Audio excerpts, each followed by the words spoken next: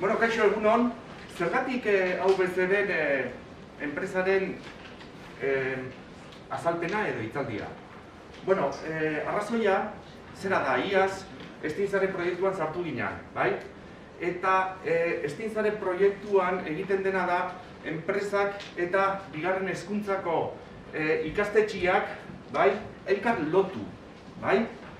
Hortaz, gu AVC enpresarekin lotura egin genuen aurreko urtean eta oso pozik gaude lotura horrekin, bai? Zertarako lotzen gara? Ba, bueno, lotzen gara Estin proiektuak aurrera eramateko, bai? Zuentzat, Estin proiektuak askoz ere erakargarriagoak egiteko, bale? Ados? Lotura horrekin gu irakasleok gure jakintzak handitzen ditugu, bale?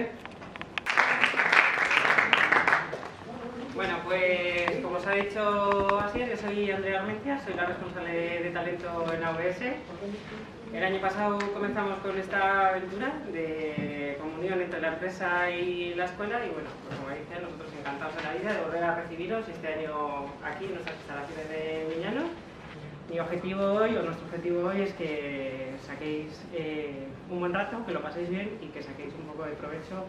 Voy a ir de uno en uno para que me digáis vuestro nombre y qué es lo que esperáis del día de hoy. ¿Os parece? Yo soy Jone. Quiero de esta charla pues aprender bastantes dudas que hemos tenido durante clase y no sabíamos responder por nosotros mismos y también un poco saber cómo funciona la empresa. Yo soy Iker y me gustaría salir de la charla pues con las preguntas que hemos recopilado, pues salir con las dudas resueltas. Y sobre el espacio, pues sí que es verdad que desde pequeño estoy interesado en ciertas cosas del espacio y me gustaría aprender más sobre él. Yo me llamo Unai y el espacio siempre me ha dado curiosidad, así que a ver si las asocio un poco con esta charla. Hola chicos, pues bueno, yo soy Cristina Ortega, soy la directora de espacio de AVS y me ha encantado la presentación que habéis hecho porque bueno, se me han ocurrido varias cosas que contaros. La verdad es que la charla de hoy bueno, va a ser un poco improvisada. La presentación que he traído es una presentación que hago yo, de hecho pone ahí IAC, porque es del International Astronautical Congress, es un congreso espacial internacional, probablemente el más internacional que hay, al cual asistimos el pasado noviembre. Fue en Dubái. Y había pues, bueno, empresas de espacio y instituciones que tienen que ver con el espacio de todo el mundo, ¿vale? Entonces vais a ver una presentación súper real, o sea, no he hecho nada especial para vosotros, más allá de venir aquí y estar con vosotros hoy, porque me parece que cuando colaboramos con colegios, con universidades, yo me acuerdo de cuando yo estaba ahí, y pienso un poco en lo que a mí me hubiera gustado, ¿no? Que me hubieran contado o que me hubieran explicado en aquel momento con lo que sé ahora, ¿no? Yo, a vuestra edad, no sé si era totalmente consciente de lo importante que era elegir para dónde llevar mi vida, ¿no? De manera profesional, bueno, profesional, pero sí que yo os animaría a que busquéis qué es aquello que os gusta, ¿vale? Lo que a mí me gustaba, de siempre, de súper pequeña, era el espacio, los aviones, o sea, todo lo que fuera de estratosfera para arriba, casi. O sea, yo soy defensora de que cada uno pueda hacer lo que le guste y lo que le apasiona, independientemente de que seáis chicos o chicas, ¿vale? Desde luego, si alguien cree que por ser una cosa u otra está limitado en algún sentido, pues cuanto antes se quite eso de la cabeza, mejor. A ver, este es nuestro edificio, ¿vale? Está aquí en el parque. Y bueno, tiene una zona de oficinas y otra zona ahora de aquí que va a ser una sala blanca, ¿vale? Esto realmente es una foto que hicimos nada más entrar, un poco para mostrar en estas presentaciones pues qué pinta va a tener, pero bueno, estamos poniéndola en marcha. Entonces, en esta sala blanca, que tiene unos 400 metros cuadrados de superficie, pues es donde queremos montar satélites, mecanismos para misiones espaciales, robótica para exploración y bueno, la verdad que está muy chulo. Tenemos una serie de hornos también donde podemos curar composite, ¿vale? Es este material que se hace pues, con resina y con fibra de carbono y a veces se mezcla o se junta también con otros materiales y bueno, estos hornos sirven para curarlo y para fabricarlo, digamos. Tenemos otra oficina en el Goiba, ¿vale? Donde también tenemos un taller de fabricación y tal. Una en Francia, donde tenemos muy cerquita una serie de instalaciones científicas que no son de espacio en este caso, pero donde también hacemos muchas cosas. Tenemos ABS UK muy cerquita de Oxford, en el Reino Unido, y ABS US en el estado de Nueva York, cerca de Ítaca, ¿vale? Entonces, bueno, es una empresa no muy grande, somos unas 200 personas repartidas entre todos estos lugares. La empresa se fundó en el 2006, la mayoría de nosotros somos ingenieros, pero también hay físicos, hay electrónicos y bueno, por supuesto personal, ¿no? Que nos ayuda, pues, financieros, vamos, otros perfiles, porque la mayoría somos ingenieros. Y no sé qué tenéis en mente, ¿no? de qué se hace en una empresa así, pero solemos explicar que nosotros abarcamos todos los pasos de un proceso, de un desarrollo tecnológico, ¿vale? Estos pasos suelen empezar porque o bien un científico, o bien una agencia espacial o una empresa espacial grande te define unos requisitos, ¿vale? Algo que tú tienes que cumplir, y nosotros lo que tenemos que generar es un diseño que responda a esos requisitos. Los requisitos son la base de cualquier desarrollo. Es la única manera de realmente asegurarte que lo que estás haciendo va a servir para lo que te están pidiendo. A continuación, normalmente tenemos que analizar, todo esto es, pues, análisis computacionales, que pueden ser de elementos finitos o otros tipos de análisis. Normalmente luego ya fabricamos, ensamblamos, lo testamos, solemos tener la necesidad de testar para demostrar que efectivamente cumplimos esos requisitos que nos han dicho, ¿vale?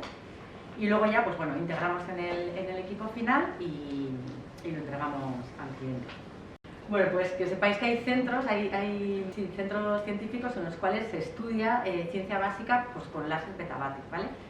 Nosotros lo que hacemos es los equipos que esta gente necesita, los científicos necesitan para hacer sus estudios. Esta es otra de nuestras salas donde montamos algunos de los proyectos. Esto es una sala de amoníaco, que ahora os contaré para qué la usamos, es compatible con amoníaco. Y ahora os voy a decir, luego me voy a centrar en el espacio, pero os voy a decir las otras áreas en las cuales se trabaja también en AWS, ¿vale? Trabajamos en proyectos de astrofísica, esto es, pues, telescopios y bueno, un poco en la línea de lo que habéis dicho en la presentación. Cuando pensamos en el espacio, ¿no? en qué te interesa del espacio, bueno, yo veo que está un enfoque que habéis dado y que efectivamente es una de las atracciones del espacio, pues cuando miramos al cielo, las estrellas, los planetas, y son cosas que nos gustan, que nos gustaría aprender, ¿no? Entonces ese es un poco el enfoque más astrofísico, más científico, y el otro sería más el tecnológico. Otras áreas, venga. Sigo. Aceleradores, por ejemplo, hemos desarrollado tecnología para aceleradores de partículas que luego hemos visto la utilidad, por ejemplo, en protonterapia. Entonces, este equipo que veis aquí, por ejemplo, es un equipo que, bueno, trabaja en ultra-alto vacío y es un equipo muy complejo y que ya se está utilizando para protonterapia de enfermedades, pues bueno, para ayudar a los médicos a que hagan que estos tratamientos sean muchísimo más localizados y no dañen tanto, ¿no? Los tejidos humanos. En fusión, no sé si conocéis ITER. ITER es una gran instalación que pretende simular el proceso físico-químico que ocurre en el Sol, ¿vale? Que, como sabéis, el Sol es la mayor fuente de energía inagotable que tenemos aquí en la Tierra. Entonces, bueno, pues los científicos están trabajando durísimo y además es un ejemplo chulísimo para mí de proyecto, porque todo el mundo, incluso países que entre ellos no se hablan porque están o en guerra o no tienen relaciones, se ha unido en este proyecto para precisamente tratar de buscar una energía limpia y bueno, que sea inagotable y que nos permita cada vez ir a una sostenibilidad mayor, ¿vale? También hacemos cosas muy interesantes ahí. Sincrotrones. Bueno, pues esto me lo tengo que chapar porque no tengo ni idea de lo que hace un sincrotrón. ¿Y de tú sabes? Sé que son instalaciones científicas, al igual que ITER, al igual que las instalaciones de láseres, sé que se estudia con rayos X y bueno, en concreto lo que sí sé es que este es el instrumento más grande para sincrotrones que hay en el mundo y se hizo en AVS, en el Goibar, y mide 33 metros de largo y es un túnel que va en vacío con un detector. Bueno, yo siempre digo que mis compañeros de otras áreas son de las áreas de ciencia ficción, ¿vale? O sea, para mí lo más real en AVS es lo de espacio. O sea, que os podéis imaginar. En neutrones me pasa prácticamente lo mismo. Otro día, mira, podemos hacer... Esto también es para láser. Esta es una cámara en la cual, ¿os acordáis del láser petavatio que os he hablado, no? Bueno, pues en esta cámara, que está en República Checa, los científicos pretenden chocar 5 láser petavatio a la vez para ver qué ocurre en un femtosegundo.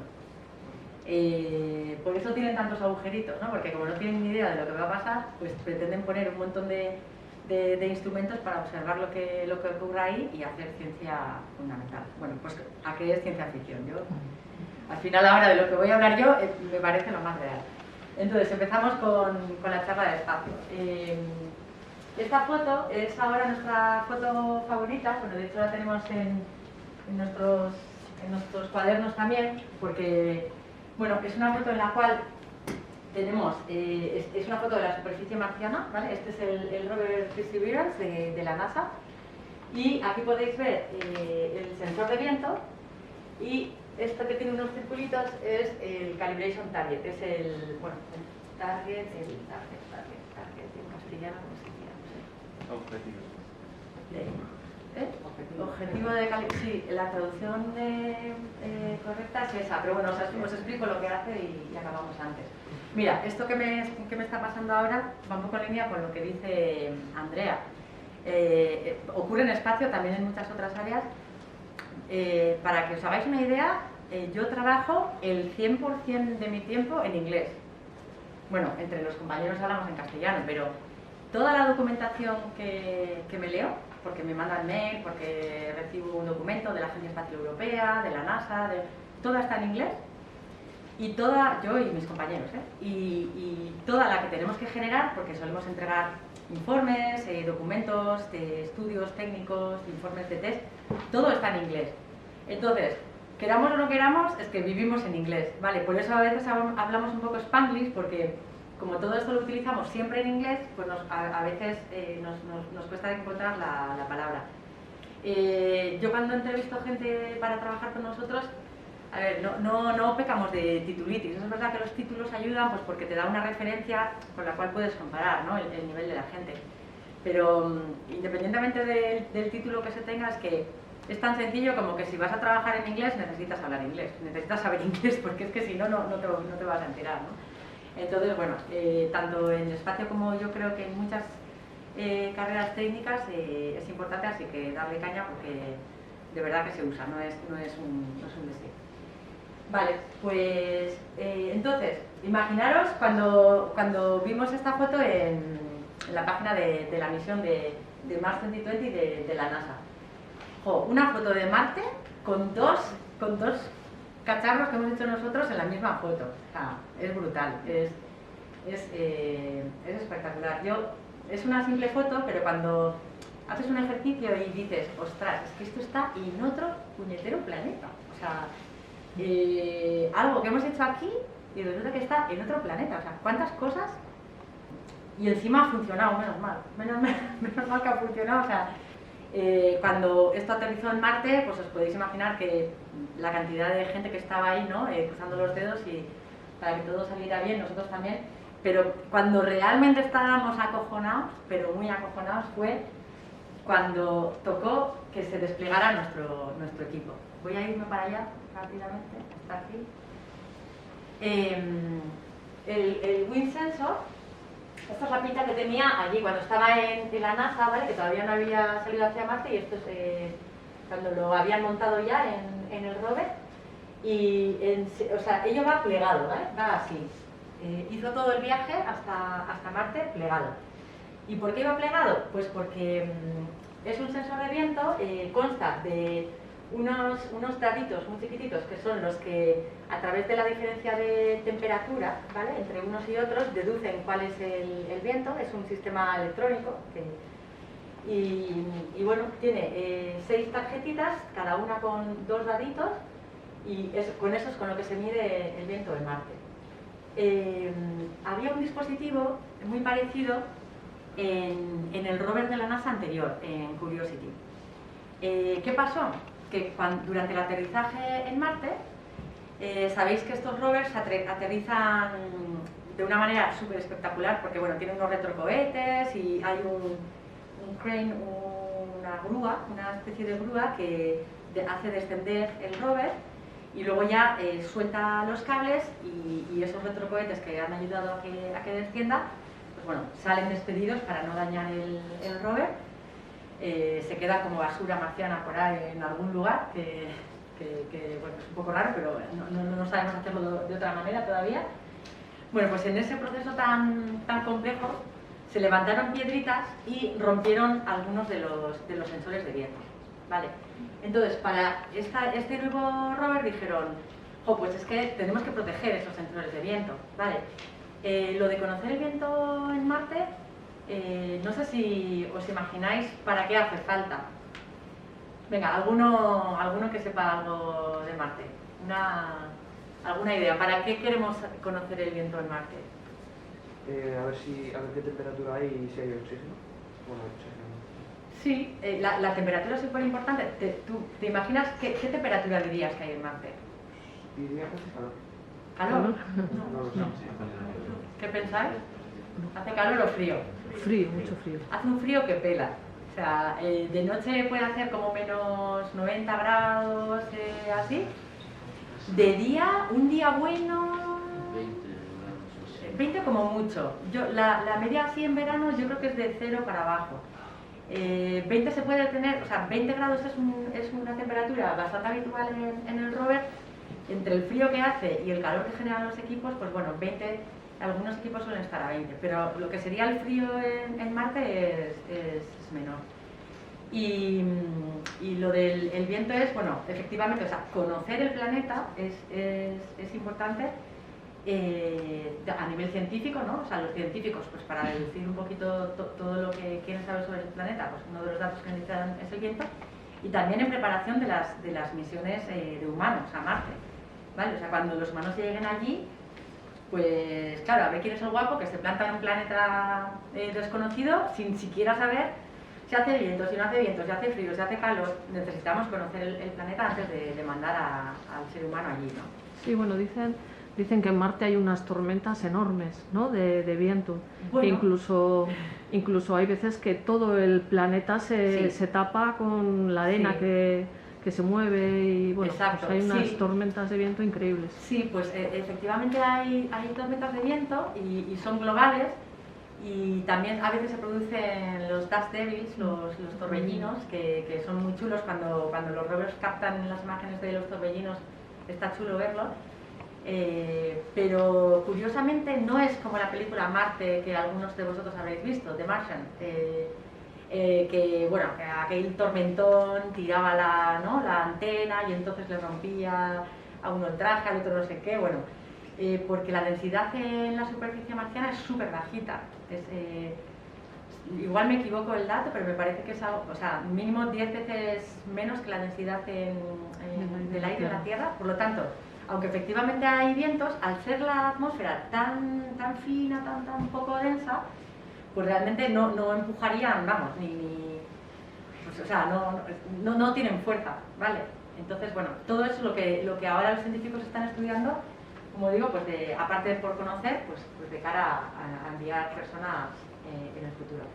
Cuando esto desplegó, todos quedados con la NASA, porque iban a accionar el mecanismo que iba a abrir el sensor de viento.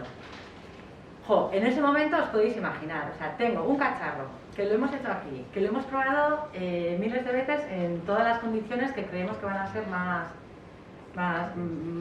jodidas para ello, ¿no? Luego resulta que, claro, ha estado 7 meses volando hasta Marte y no sabemos qué le habrá pasado durante esos 7 meses. En principio todo está monitorizado y tal, pero bueno, pues al final es un viaje muy largo ir de un planeta a otro. Luego aterrizado, que ya sabíamos que las piedras la otra vez rompieron los sensores de viento, Dios mío, ¿qué habrá pasado? ¿Estará bien? ¿No estará bien? Y ahora tenemos, o sea, todo el mundo y toda la NASA está pendiente de que nuestro sensor de viento haga plop y se abra. Claro, si no se abre ya decíamos, bueno, ¿a qué nos vamos a dedicar el resto de nuestra vida? Porque claro, ya desde luego a esto, no.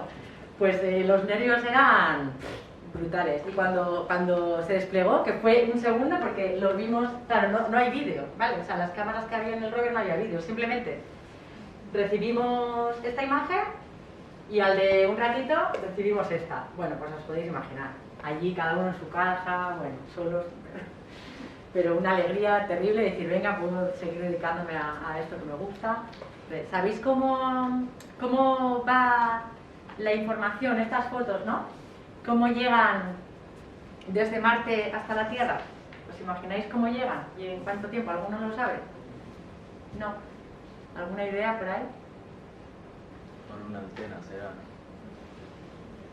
Sí, unas cuantas, sí.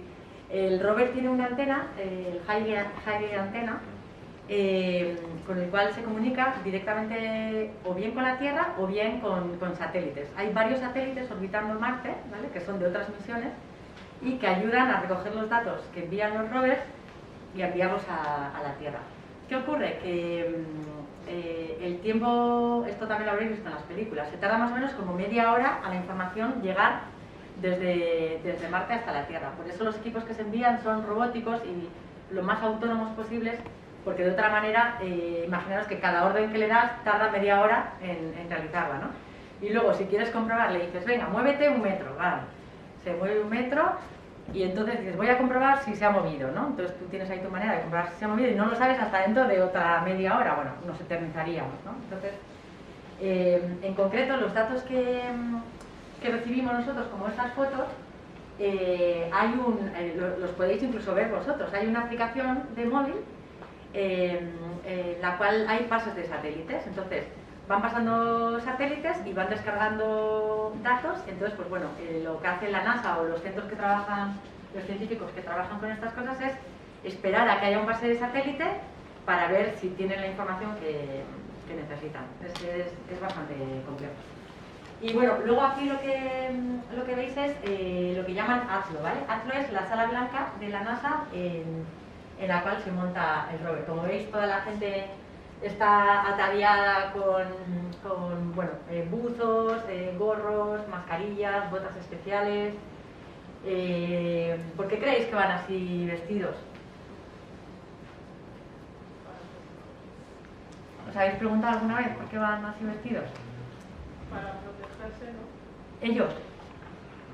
Sí, entre ellos. Pues en este caso es para proteger al rover. Es súper importante la limpieza, ¿vale? En la mayoría de las misiones espaciales, pero especialmente en las misiones de exploración. De hecho, la Agencia Espacial Europea tiene un concepto que se llama Planetary Protection, y cuando hablamos de Planetary Protection es proteger el planeta.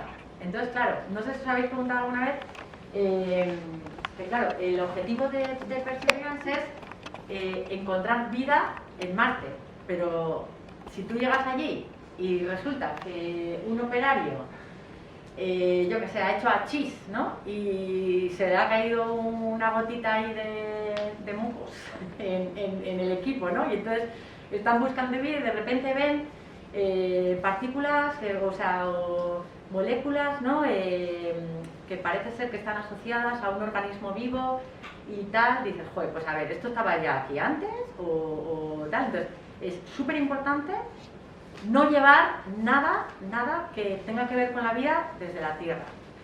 De hecho, el rover enterito, se esteriliza. O sea, se somete durante varias horas a una alta temperatura, a unos 100 grados, durante un montón de horas para matar cualquier tipo de microorganismo, de bacteria, cualquier tipo de bichito que pueda llevar, para estar seguros de que no se lleva nada desde aquí. Y la gente que trabaja ahí tiene que estar súper tapada, protegida, pero en general la electrónica espacial es muy diferente a la electrónica terrestre y en realidad es mucho más sencilla. Pasa lo mismo también con los mecanismos, todas las áreas que os he enseñado antes, ¿no? De otras áreas de ciencia, la tecnología que se aplica es muchísimo más compleja que la espacial, pero no por nada, no porque los ingenieros aeroespaciales seamos más tontos. Lo que pasa es que, como os decía antes, ¿no? Cualquier cosa que vaya a ir al espacio va a estar sometido al vacío, a temperaturas extremas como las que hemos dicho, que para nada se encuentran en la Tierra. Por ejemplo, también la electrónica sufre mucho, ¿no? A bajas temperaturas alguna electrónica sufre mucho y a altas definitivamente ya ni funciona. A radiación, que es un problema gravísimo. Entonces, todo tiene que simplificarse, pero ser súper robusto. Además hay otra cosa, y es que no se puede reparar. Tú tienes aquí algo en la Tierra y se estropea, pues bueno, te puede costar más o menos, pero bueno, pues puedes ir y repararlo, intercambiarlo. Cualquier cosa que mandes al espacio no puede repararse, de hecho se suele hacer con redundancia. O sea, prácticamente todos los grandes rover casi va todo por duplicado. Prácticamente. Si no es, por supuesto no hay 2 ruedas, ¿no? por cada rueda, pero igual el motor que mueve esa rueda sí que está doble. Y cuando no se puede poner doble motor, entonces ese motor tiene double winding. O sea, tiene, dentro en realidad es como si fueran 2, ¿no? Entonces, todo no tiene doble. ¿Qué pasa con la electrónica? Que efectivamente no hay muchos componentes electrónicos que puedan sobrevivir a la radiación y que sepamos que sobreviven. Se pueden hacer estudios aquí en la Tierra, se someten a radiación en aceleradores de partículas, entonces ahí se ve si aguantan o no aguantan. Entonces, los ingenieros electrónicos que hacen electrónica espacial están realmente muy limitados, porque no pueden hacer lo que les dé la gana cogiendo cualquier cosa que haya en la Tierra. Tienen que limitarse a componentes muy concretos que saben que van a aguantar en radiación y que saben que funcionan, ¿vale? Mars Sample Return es una misión que pretende coger una muestra de Tierra de Marte y traerla de vuelta a la Tierra. Es Perseverance, precisamente, el rover que ahora mismo está en Marte, donde tenemos nosotros los equipos, el que se va a encargar de coger mediante un taladro, ¿vale? Va a taladrar rocas marcianas y esa roca se va a quedar metida en un tubito que tiene la pinta que veis ahí. Quiere que se queden los tubos en Perseverance, en el rover, donde se han recogido, y lo que van a hacer es mandar otro rover, que en este caso va a ser de la Agencia Espacial Europea, que se llama Sample Fetch Rover. Ese rover, bueno, antes tenía que coger los tubitos del suelo, ahora parece ser que los va a coger de Perseverance y los va a llevar a otro vehículo, que en este caso es de la NASA, que tiene por un lado un lander, es decir, un vehículo que va a aterrizar en Marte, y dentro lleva un cohete, pequeños satélites. Este quizás es un poco el que más se parece a vuestro proyecto, ¿no? En AWS vamos a hacer el primer satélite vasco, ¿vale? Se llama Lurbat y va a observar también en un rango de visible y infrarrojo cercano Euskadi. Vale, la basura espacial no es una falacia o un invento que de las noticias. La basura espacial es un problema muy gordo y todas las agencias están ahora atentas a ver qué se puede hacer, ¿eh? Entonces, por un lado, para acabar con ese problema puedes o retirar la basura que ya hay, ¿no? O también puedes asegurarte de que todo lo que vaya para arriba, bueno, vaya a dejar el menor residuo posible. In-Orbit Servicing engloba muchas cosas, ¿no? Porque ¿de qué manera puedes tú conseguir que haya menos basura? Una es, bueno, podría retirar la que ya hay, en este caso esto es una garra robótica y esta piecita que hemos diseñado va a ir en todos los satélites de observación de la Tierra que os acabo de enseñar de la Comisión Europea, en previsión de que en el futuro, si se estropean o dejan de estar operacionales, pues bueno, pueda ir otro satélite de servicio, capturarlos y llevarlo a una órbita de reentrada para que al entrar en la atmósfera pues se queme, se destruya y deje de ser un problema. Pero claro, otra manera también es, claro, si tú tienes un satélite que ha costado mucho llevarlo arriba y resulta que deja de funcionar, pues porque ya no tiene más combustible. Bueno, pues igual tú puedes extender la vida de ese satélite yendo con un satélite, le das combustible y así extiendes la vida y entonces pues bueno, aprovechas durante más tiempo eso que te ha costado tanto subir. ¿Qué se le ocurre que es esto? Pero esto sí que tiene pinta de película. O sea, hace hábitats en la luna. Ah, muy bien. Esto está aquí, en Miñano. O sea, bueno, la verdad que ahora todas las agencias están poniendo bastante esfuerzo en volver a la Luna, ¿vale? De hecho, la misión Artemis de la NASA pretende llevar a la primera mujer a la Luna bueno, decían en 2024, que ya no va a ser, no sé si será 26, 28, no sé cuándo, no me sé de memoria la nueva fecha, igual no es ni oficial, y también al siguiente hombre.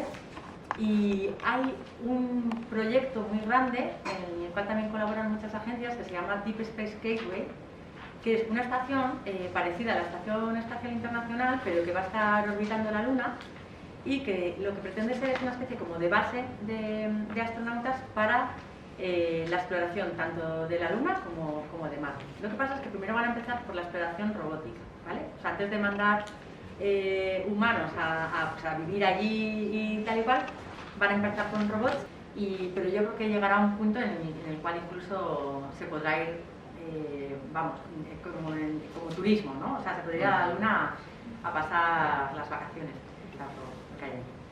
Y por último eso, lo de explotar el recurso natural de la Luna, el regolito, ¿supone algún riesgo para el propio satélite? Bueno, explotarlo no.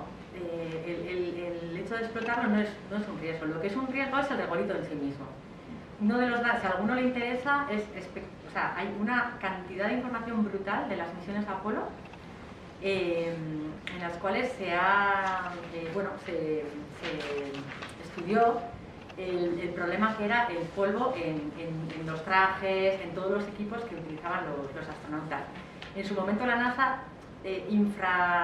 infravaloró o infraestimó el peligro que suponía el regolito y el polvo lunar, y entre otras cosas, bueno, es que lo que le ocurre es que tiene un alto contenido en hierro y luego además en la Luna no hay atmósfera, viene toda la radiación del Sol, hay unas diferencias de temperatura muy grandes entre el día y la noche, o bueno, entre la zona de sombra y la que le da el Sol, y todo eso lo que genera es que el polvo se carga electrostáticamente. O sea, tiene cierto voltaje, claro, llega a una nave a un voltaje diferente y entonces el polvo se pega como el demonio a cualquier cosa que mandemos de aquí y es imposible despegarlo. O sea, ni con cepillos, bueno, de hecho una de las cosas que mejor funcionaban eran cañones de iones, ¿no? Que lo que hacían era, tratar de cancelar esa diferencia de potencial y la verdad que el polvo lunar es un problema gordo para cualquier misión. Habéis dicho que para hacer los hábitats en la Luna o en Marte, de usar el regolito, y luego que por la carga que se pega en el ¿no se podría usar como mandar los hábitats con una carga diferente para que ya se pegue y así no tener que hacer ningún proceso? Sí, de hecho uno de los métodos más efectivos para evitar que el polvo se deposite en las superficies se puede utilizar en cascos, en lentes, en superficies que tengan, que sean lisas, es precisamente poner una especie como de pegatina con un circuito y lo que haces es precisamente eso, es cambiar el potencial de tu superficie y entonces así evitar que el polvo se deposite. Hacerlo en toda la nave, la verdad que es una buena idea. ¿Nos podrías explicar cómo fue el proceso de la construcción de las piezas durante los 5 años que se construyeron y las dificultades que tuvisteis? Sí, pues voy a hacer un resumen muy resumido porque fueron 5 años, como os he dicho. Como os he hablado mucho del sensor de viento, sí que os voy a hablar tratando de ser breve, del Calibration Target. Aquí pasa un poco lo mismo. Tenía el rover anterior, ¿vale? Tenía otra tableta llena de muestras y que también, Curiosity, y cuando aterrizó también se cuarteó, se rompió y tal. A ver, esto resulta que la composición de las rocas, ¿vale? Se mide, en este caso, con un instrumento que se llama Raman Leaks, que lo que hace es que está súper chulo, eso buscar en internet, porque hay vídeos por ahí que son chulísimos. Tira un rayo láser a la roca, entonces lo que hace es que sublima la superficie de la roca y el espectrógrafo en ese plasma que se ha generado al poner la roca a tanta temperatura es capaz de leer la huella de diferentes componentes, ¿vale? De si es carbono, de si es, no sé, hierro, lo que sea. Claro, ¿qué ocurre? Esto es un laboratorio robótico, o sea, es algo que está en otro planeta, como os digo, en unas condiciones totalmente diferentes a las que tenemos aquí y que por sí solo, en este caso, esa tecnología pues no puede deducir la composición, ¿no? Tiene que compararse con algo conocido. Entonces, este Calibration Target lo que lleva es una colección de cachitos de tierras conocidas de aquí de la Tierra, que se cree, que los científicos creen que es lo más parecido que hay allí en Marte, y están sintetizadas y fue para nosotros muy difícil llevarlas y que no se rompieran, porque bueno, sabéis que los sinterizados son materiales muy frágiles. Entre otras cosas, ellos tienen un dispositivo muy cerquita pirotécnico que les sometía a un choque terrible. Esto lo tuvimos que testar en JPL, en Pasadena, en la NASA, y efectivamente los primeros diseños que hicimos se rompían.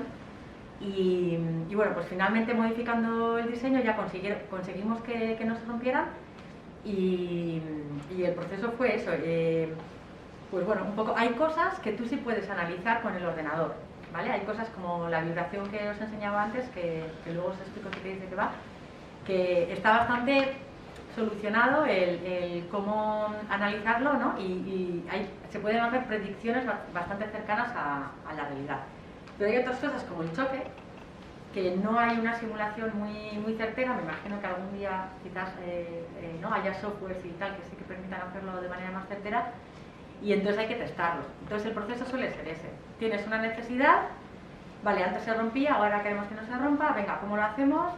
Lo diseñas, si puedes lo analizas, si no puedes lo testas, si testas y se rompe, pues lo vuelves a diseñar, y así hasta que demuestras que va a funcionar. Yo te voy a preguntar sobre ITER. Sabemos que estáis trabajando en este proyecto y es el experimento de fusión más grande del mundo. Sí. Y para que se produzca esa energía, ITER funciona, fusiona átomos de hidrógeno. Sí. Pero claro, con esa energía se generan más de 150 millones de grados Celsius. Y no conocemos ningún material que aguante esa temperatura. Entonces, ¿cómo pensáis hacer ITER? Precisamente una de las áreas en las que más hay que trabajar en ITER es en la refrigeración. Y en concreto, uno de los proyectos en los cuales yo no sé si has participado tú. Sí. Ay, chica, pues cuéntalo tú. No. Yo empiezo, pero no, yo lo conozco porque tenemos un par de pétalos ahí en AWS Next que lo usamos como ejemplo tecnológico, ¿vale? Una de las cosas que hemos tenido que desarrollar son unas superficies, ¿vale?, que están hechas de fibra de carbono, pero que tienen por dentro embebidos una serie de tubitos por el cual vamos a pasar agua destilada, ¿no?, para refrigerar esa zona, ese panel, y además también tiene electrónica con una serie de sensores también embebida en la fibra de carbono. Y en concreto la eléctrica, yo no sé si es exclusivamente para medir la temperatura o también tiene alguna función Solo para la temperatura. solo para medir la temperatura. Entonces, pues bueno, con esa les llamamos pétalos porque tienen forma así como de pétalo de flor, pero bueno, tienen este tamaño, ¿vale? Y que yo sepa, en AWS vamos a hacer 400 de ellos. Entonces se van a disponer de una manera que, bueno, que a través de unos cuantos de flores, ¿no?, que formaríamos con cada uno de esos pétalos que van en diferentes stacks, pues se pueda bajar la temperatura. Y lo que se va a usar son como imanes, o sea, ese confinamiento magnético para que ese calor no estropee todo lo de alrededor. O sea, se va como a usar unos imanes que concentra el calor en una zona determinada, y entonces así evitamos que se destruya lo de alrededor. Y luego hay no sé si hay como 400 sensores que miden ese campo magnético para asegurarse de que está siempre controlado y que no pasa nada. Pero cuando empezasteis con AWS, o sea, ¿realmente qué hacíais y cómo llegasteis a trabajar para la NASA? Pues mira, el primer proyecto que ganamos era muy chulo, era para recoger regolito en un asteroide. Vale, esto cómo funciona es, la Agencia Espacial Europea tiene una página web que ahora se llama SASTAR, que le acaban de cambiar el nombre, en la cual bueno, las empresas o cualquiera se puede inscribir, y entonces tú recibes en el correo todos los días una ITT. ITT quiere decir Invitation to Tender, ¿vale?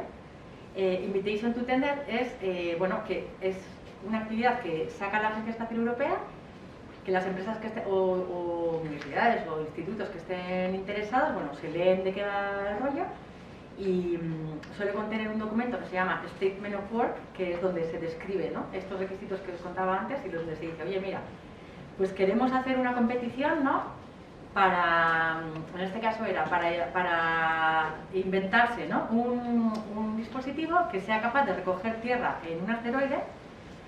Normalmente son unas 20 páginas. Dices, bueno, venga, creo que puedo hacerlo. Y preparas una propuesta, ¿no? La Agencia Espacial Europea evalúa a todas ellas, y a la que mejor nota saca, pues le concede un contrato. La primera de todas la elegí porque incluía un vuelo parabólico. Lo cogí yo porque quería yo lo del vuelo parabólico, y mira, lo ganamos, nos pasamos pipa. De ahí ya fuisteis evolucionando, ¿no? Sí, ya luego, no sé, tenemos ¿cuántos proyectos hemos hecho así? Del orden de, yo creo que tendremos del orden de 50 o así, desde entonces. Existen un montón de sistemas de propulsión no contaminantes que todavía, al parecer, no están evolucionados tanto, ¿sí? Y luego también es verdad que a mí es algo que me preocupa, que estos ricachones como Elon Musk, etcétera, etcétera, que por su cuenta empiezan a conquistar el espacio con todo el dinero que tienen, y claro, evidentemente lo que están haciendo es cosiendo toda la órbita terrestre con sus satélites, para luego poder controlar esto, lo otro o aquello, ¿sí? A mí eso me parece preocupante y es algo que debería de cortarse de por sí, decir no.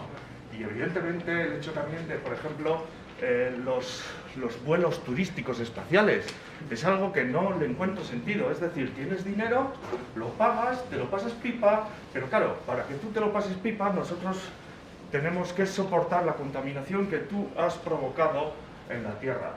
Bueno, hay cosas que a mí no me cuadran en este aspecto espacial. Ahí lo de los que estáis allá en investigación ya de vanguardia, que estáis en tema espacial, ¿hay algún tipo de coordinación? Porque claro, está la agencia, la NASA, está la agencia europea, estarán los chinos, hay un montón de gente. ¿Hay algún estamento superagencia, supranacional que coordine, o un poco lo que decía, o va cada uno a lo suyo? Ya.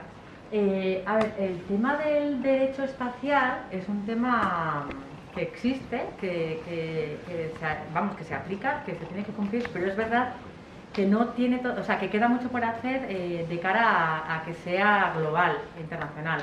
Efectivamente, se está trabajando mucho, no es nuestro ámbito, pero se está trabajando mucho en el derecho espacial. Nosotros tal y como, o sea, temas que habéis mencionado, sé que están como muy en boga, de hecho hay hasta un anuncio ahora en televisión. Yo entiendo perfectamente esos argumentos, sí que creo que son argumentos que se podrían aplicar al turismo espacial o a cualquier otro turismo, porque si lo piensas, cada uno a su escala, ¿no? También cuando coges y te vas en coche a la playa, tanto en el espacio como en el resto de ámbitos, el trabajar por la sostenibilidad, por la no contaminación, por también un poquito el respeto, ¿no? Bueno, pues a todo, a la vida, a los gobiernos, el regular y el que cualquier cosa que se haga en base a estas premisas, y nosotros tenemos que exigirlo, ¿no? Lo que a nosotros respecta, el hecho de que se haya, o sea, independientemente de que puedas estar más o menos de acuerdo con determinadas iniciativas comerciales, que nos pasa también en ámbitos que no son espaciales, quizás algo bueno de todo esto es que se está democratizando mucho el espacio. Ya ha dejado de ser algo inalcanzable, el acceso al espacio se ha hecho mucho más abierto, ¿no? Entonces tiene la parte comercial buena y mala, como cualquier otro ámbito, ¿no? En Europa ya hay claro, tú no puedes lanzar cuando te dé la gana, de donde te dé la gana, o sea, tienes que estar ya sujeto a una serie de protocolos y de licencias y de certificados, que todos esos ya se aseguran de determinadas cosas. Por ejemplo, hoy por hoy en Europa ningún satélite puede ser lanzado sin tener combustible suficiente para ser deorbitado, para evitar esa basura espacial. La tecnología que se usó cuando se fue a la Luna, ¿cómo lo veis ahora? Vosotros que estáis ya en la punta de la tecnología, no sé si habéis analizado el tremendo diferencia que hay. Yo no sé, o sea, yo los primeros astronautas me parecen no sé, seres de otro planeta, héroes, porque en una de las naves Apolo tenía una, digamos, una potencia computacional bastante más pequeña que este móvil. Sabemos que tenéis alianzas con otras empresas. Hemos leído que habéis firmado una nueva alianza con el Centro Tecnológico Techniker de Eibar. ¿Y qué tipo de alianzas son esas que habéis? La verdad que depende del caso. Nosotros cuando un poco el proceso, o sea, es más de necesidad, ¿no? o de oportunidad.